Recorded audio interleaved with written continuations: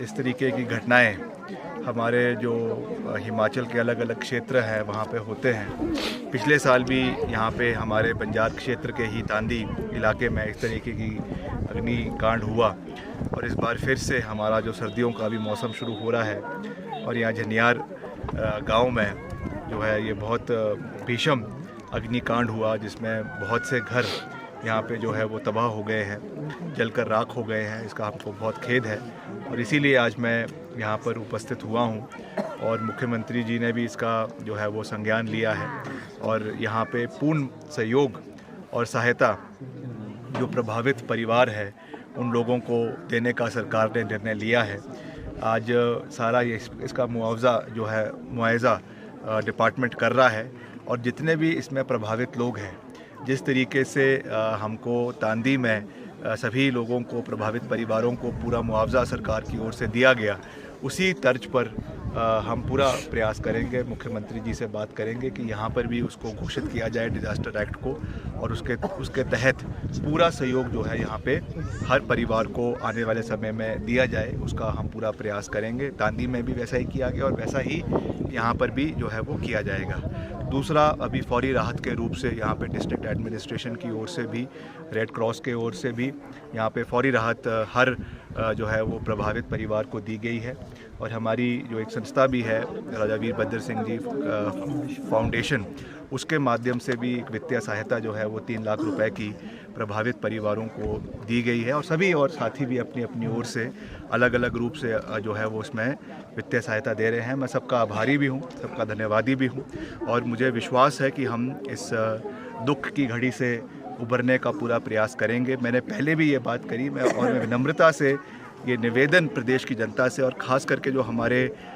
Historical village है, प्राचीन गांव हैं, वहाँ के लोगों से ज़रूर करना चाहूँगा कि आप लोग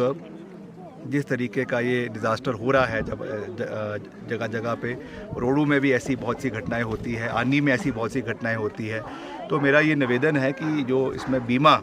होता है वो आप ज़रूर इसमें करवाएं। बहुत कम राशि में ये बीमा होता है, उसमें हम सरकार से भी इसमें आग्रह करेंगे कि कोई ना कोई पॉलिसी लेकर आए जिसमें कोई सब्सिडी सरकार की ओर से भी उसमें दी जाए और इसको अनिवार्य किया जाए। खास करके जो पुराने मकान हैं, कम से कम लकड़ियों के मकान हैं, उसमें इसको अनिवार्य किया जाए और इसमें जितना भी घास को स्टोरेज के जो इसमें शेल्टर्स बनाए हुए हैं उसको जो है वो हैबिटेशन से दूर रखा जाए। इस पे पीनल एक्शन लेने की आवश्यकता है क्योंकि इसी की वजह से जो सूखा घास होता है जो पशुओं के लिए लगता है, उसकी वजह से बार बार ये एक्सीडेंट्स हो रहे हैं, बार बार ये जो है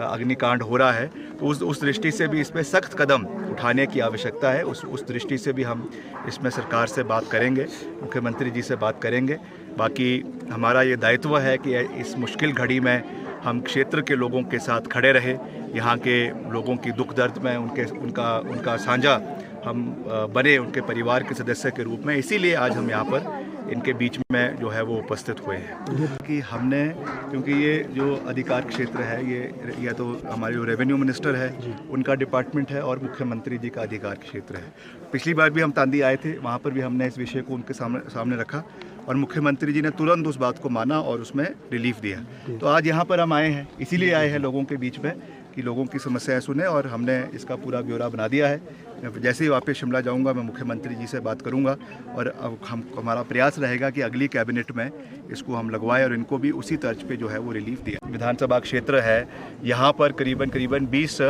सड़कें जो है इसमें स्वीकृत हुई है, जिसमें करीबन 120 से 130 करोड़ रुपए 142 करोड़ रुपए की स्वीकृति हमारे बंजार डिवीज़न को मिली है। तो ये मैं समझता हूँ कि हम सबका सहयोग है, सबका जो है इस इलाके के लोगों का सकारात्मक प्रयास है जिसकी वजह से ये परिणाम मिले हैं और हम समय पर इन कार्यों को पूरा करने का पूरा प्रयास करेंगे ताकि जितना भी इलाके के अंदर डिज़ास्टर हुआ, मुश्किल सड़कें हैं, मुश्किल इलाके हैं, वहाँ की कनेक्टिविटी को बेहतर किया जा सके। और ये जिस गांव में हम आए हैं यहाँ पे भी मुझे बताया गया कि इसका सर्वे भी उन्होंने PMJSY 4 के तहत किया गया था, मगर आबादी कम होने की वजह से ये शॉर्टलिस्ट नहीं हो पाया है। मैंने अभी डिपार्टमेंट को उसमें निर्देश दिए हैं कि इसको भी उसी के सर्वे के अंडर फिर से उसका जो है एक एस्टिमेट बनाएं। हम फिर से कई रोड्स जो सड़कें छूट गई है, कोई इलाके जो हैबिटेशन छूट गए हैं, उसका फिर से यहाँ से प्रपोजल केंद्र सरकार को भेजेंगे और मुझे विश्वास है कि वहाँ से उसकी मंजूरी मिलेगी। नहीं मिलेगी तो उसको हम दूसरे हेड से बनाएंगे, मगर निश्चित तौर से यहाँ पे सड़क आने वाले समय में बनेगी। ये मेरा वादा है इस क्षेत्र के लोगों को, जिसको हम निश्चित तौर से पूरा करेंगे। इसका भी मैं पूरा विश्वास दिलाना चाहता हूँ। एक जो हमारा सैंज इलाके में बड़ा नुकसान हुआ, वहाँ पर भी एक बड़ा महत्वपूर्ण जो ब्रिज है त्रेड़ा का, वो भी बहुत लोग वहाँ पे लगातार वहाँ के लोग हमसे इस विषय में बात कर रहे थे। उसको भी हमने PDNA में डलवाया और उसमें 2 करोड़ रुपए की स्वीकृति प्राप्त हुई है। उसके भी टेंडर लग चुके हैं, जल्द उसका कार्य शुरू हो जाएगा। तो ओवरऑल जितने भी, क्योंकि अगर कुल्लू जिला के अंदर सबसे ज़्यादा नुकसान कहीं हुआ तो ये मेरे से ज़्यादा साथी सब जानते हैं कि सबसे ज़्यादा नुकसान जो है वो बंजार के अंदर हुआ है। तो इस दृष्टि से मैं समझता हूँ कि अच्छा सहयोग बंजार विधानसभा क्षेत्र को मिला है और उसका पूरा सही समय पर सदुपयोग हो, समय के ऊपर टेंडर लगे और क्वालिटी कार्य हो, इसकी हम खुद उसका निरीक्षण भी करेंगे। और मैं खुद कुछ दिन बाद जब इसकी सारी प्रोसेस हो जाएंगे, मैं खुद यहाँ पे आऊँगा और हर वैली का, चाहे वो तीर्थन इलाका है, चाहे वो सैंज का इलाका है, चाहे वो गड़सा है, हर इलाके में व्यक्तिगत रूप से जाकर